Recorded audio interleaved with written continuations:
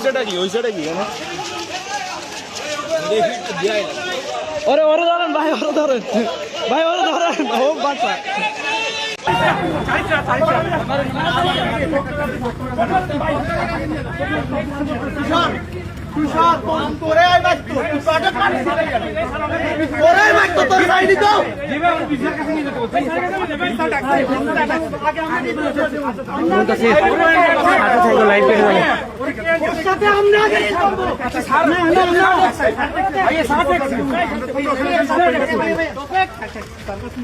হ্যাঁ হ্যাঁ হ্যাঁ, হচ্ছে হচ্ছে হচ্ছে।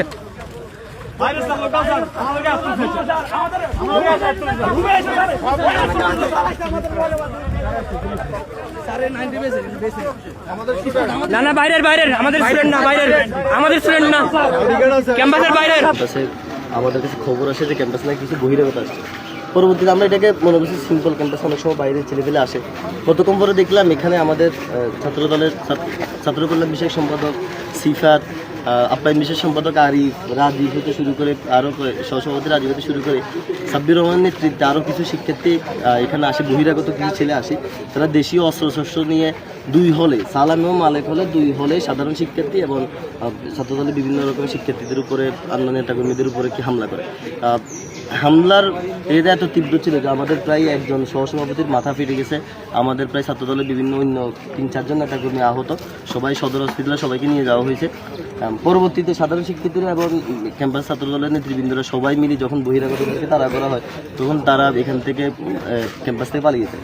যে কালকে রাত এবং আজকে যে ঘটনা ঘটেছে, এটা যেই জড়িত থাকুক, সেটা যদি ছাত্র, বহিরাগত, শিক্ষক, যেও জড়িত থাকুক, যদি এরকম যদি আমরা পাই, আমরা শাস্তিমূলক ব্যবস্থা গ্রহণ করব। তোমরা সেটা দেখবে।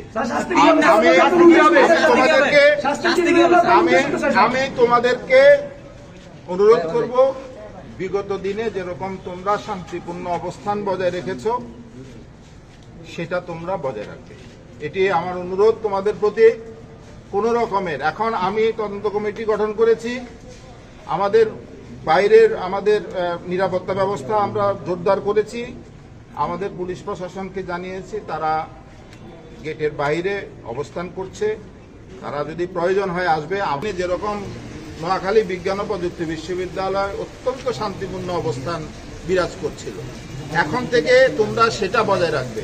যে ঘটনা ঘটেছে সেজন্য আমরা পুঙ্খানুপুঙ্খ তদন্ত করে শাস্তির ব্যবস্থা করব। আমরা ব্যবস্থা নিচ্ছি, আমাদের তদন্ত কমিটি গঠন করছি, ওরা এখনই বসবে, এখন থেকে কাজ করা শুরু করবে, করে যে রিপোর্ট আমরা পাই তার ভিত্তিতে